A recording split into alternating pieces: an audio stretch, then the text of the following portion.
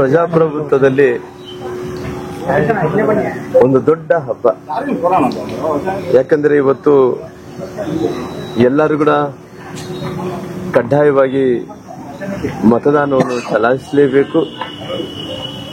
ಈ ಪ್ರಜಾಪ್ರಭುತ್ವದಲ್ಲಿ ಪ್ರತಿಯೊಬ್ಬರ ಪಾತ್ರ ಬಹಳಷ್ಟು ದೊಡ್ಡದಾಗುತ್ತೆ. ಹಂಗಾಗಿ ಡೆಮೊಕ್ರೆಟಿಕ್ ಪ್ರಜಾಪ್ರಭುತ್ವದಲ್ಲಿ ಎಲ್ಲರೂ ಕೂಡ ಬಂದು ಮತದಾನವನ್ನು ಕೂಡ ಮಾಡಬೇಕಾಗಿದೆ. ನಾನು ವಿಶೇಷವಾಗಿ ಯುವಕರಲ್ಲಿ ನಾನು ಕೇಳ್ಕೊಳ್ಳೋದು ಒಂದೇ, ದಯವಿಟ್ಟು ತಾವೆಲ್ಲರೂ ಕೂಡ ಮತದಾನಕ್ಕೆ ಬರ್ರಿ. ಮತದಾನಕ್ಕೆ ಬಂದು ಇವತ್ತು ಭಾರತ ಒಂದು ಶ್ರೇಷ್ಠ ಭಾರತವನ್ನು ಆಗೋ ಸಲುವಾಗಿ ಎಲ್ಲ ಯುವಕ ಮಿತ್ರರು ಮತದಾನವನ್ನು ಮಾಡುವಂತ ಕೆಲಸ ಮಾಡಿ. ನಾನು ವಿಶೇಷವಾಗಿ ಇವತ್ತು ಭವ್ಯ ಭಾರತವನ್ನು ಕಟ್ಟುವ ಸಲುವಾಗಿ, ಉತ್ತಮ ಭಾರತವನ್ನು ಕಟ್ಟುವ ಸಲುವಾಗಿ ಯುವಕರೆಲ್ಲರೂ ಕೂಡ ಬಂದು ಅವರು ಜವಾಬ್ದಾರಿಯನ್ನು ಅವರು ಮತದಾನ ಹಾಕೋದ್ರ ಮೂಲಕ ಒಂದು ರೀತಿ ಗುಡ್ ಗವರ್ನೆನ್ಸ್ ಅನ್ನು ಕೊಡುವಂತ ಕೆಲಸ ಕೂಡ ಇವತ್ತು ದೇಶದಲ್ಲಿ ಆಗಬೇಕಾಗಿದೆ. ಅದಕ್ಕೋಸ್ಕರವಾಗಿ ನಾನು ವಿನಂತಿ ಮಾಡಿಕೊಂಡಿಷ್ಟೇ, ದೇಶದ ಪ್ರಧಾನಮಂತ್ರಿಗಳಂತ ನರೇಂದ್ರ ಮೋದಿಜಿಯವರು 10 ವರ್ಷಗಳ ಕಾಲ ಒಂದು ಒಳ್ಳೆಯ ಗುಡ್ ಗವರ್ನೆನ್ಸ್ ಅನ್ನು ಕೊಡುವಂತ ಕೆಲಸ ಕೂಡ ಮಾಡಿದ್ದಾನೆ.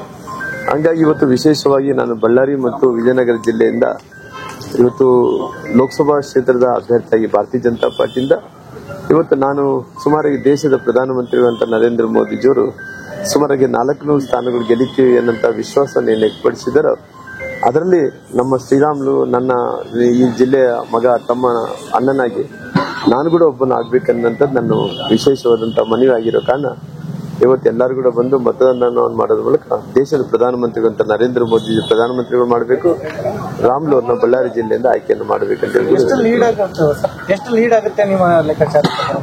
ಅಲ್ಲ, ನಾನು ಅದರ ಬಗ್ಗೆ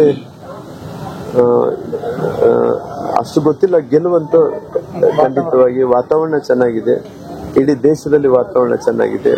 ನರೇಂದ್ರ ಮೋದಿಜಿಯವರ ಸಾಕಷ್ಟು ಒಂದು ಅಲೆ ಮತ್ತು ಗಾಳಿ ಇದೆ. ಇವತ್ತು ಸನ್ಮಾನ್ಯ ಯಡಿಯೂರಪ್ಪ ಅವರ ಸಂಕಲ್ಪಗಳು ಇದೆ.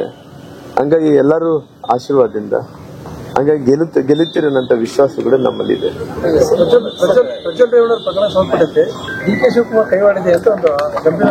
ಅಲ್ಲ, ನಾನು ಇದ್ರ ಬಗ್ಗೆ ಯಾರ ಕೈವಾಡ ಯಾರು ಇದೆ ಅನ್ನೋದು ಆಲ್ರೆಡಿ SIT ಕೊಟ್ಟಿರೋ ಕಾರಣ ಆಲ್ರೆಡಿ ಈ ಕಾನೂನಿನ ನೆಲದಲ್ಲಿ ಎಲ್ಲರೂ ಕೂಡ ಸಮಾನರು. ಈ ನೆಲದ ಕಾನೂನಲ್ಲಿ ಬಹಳಷ್ಟು ಗೌರವ ಇದ್ದಂತವ್ರು ನಾವು. ಹಂಗಾಗಿ ಈ ನೆಲದ ಕಾನೂನಿನಲ್ಲಿ ಯಾವ ರೀತಿಯಲ್ಲಿ ಯಾರು ತಪ್ಪಿದಸ್ಥರಿದ್ದಾರೋ ಅವ್ರ ಮೇಲೆ ಕಠಿಣವಾದಂತ ಕ್ರಮ ಆಗ್ಬೇಕು, ಅವ್ರಿಗೆ ಏನ್ ಶಿಕ್ಷೆ ಆಗ್ಬೇಕು ಆಗ್ಲೇಬೇಕಾಗುತ್ತೆ. ಹಂಗಾಗಿ ಒಂದ್ ಕಡೆ SIT ನಡೀತಿದೆ, ಒಂದ್ ಕಡೆ ಕೋರ್ಟಲ್ಲಿ ಕೂಡ ಆಗ್ತಾ ಇದೆ. ಹಂಗೆ ಖಂಡಿತವಾಗಿ ಯಾರೇ ತಪ್ಪಿದಸ್ಥರಿದ್ರೆ ಇನ್ವೆಸ್ಟಿಗೇಷನ್ ದಲ್ಲಿ ಹೊರಗಡೆ ಬರುತ್ತೆ, ಅವ್ರಿಗೆ ಕಠಿಣ ಕ್ರಮ ಆಗುತ್ತೆ. ಹಳೆ ಪ್ರಕರಣ 5-6 ತಿಂಗಳ ಹಿಂದಿನ ಪ್ರಕರಣ ಚುನಾವಣೆಯ ಸಂದರ್ಭದಲ್ಲಿ ಇದು ರೈಸ್ ಆಗುತ್ತೆ ಅಂತಂದ್ರೆ ಇದೊಂದು ಷಡ್ಯಂತ್ರ ಅಂತ ಅನಿಸ್ತದ? ಅಲ್ಲ, ನನಗೆ ಇದ್ರ ಬಗ್ಗೆ ಇವಾಗ ಮಾತಾಡೋದು ರೈಟ್ ರಾಂಗ್ ಗೊತ್ತಿಲ್ಲ ಆಗಲಿ. ಅಂದ್ರೆ ಇವಾಗ ಇದ್ರ ಬಗ್ಗೆ ಆಲ್ರೆಡಿ ತನಿಖಾ ಸಂಸ್ಥೆಗಳು ಕೆಲಸ ಮಾಡ್ತಾ ಇದಾವ. ನಾನು ನೋಡ್ತಾ ಇದ್ದೇವೆ ಹಲವಾರು ಚುನಾವಣೆಗಳು ನೋಡಿದ ಕಾರಣ ಈ ಚುನಾವಣೆಯಲ್ಲಿ ಸ್ವಲ್ಪ ಜನರು ಅಂದ್ರೆ ಅವರು ಉತ್ಸಾಹವನ್ನು ನೋಡಿಸ್ತಾ ಇದ್ದಾರೆ. ಅಂದ್ರೆ ಬಿಸಿಲು ನಮ್ಗೆ ಮೊನ್ನೆ 44 ಹತ್ತತ್ರಗಳು ಬಂದಿತ್ತು.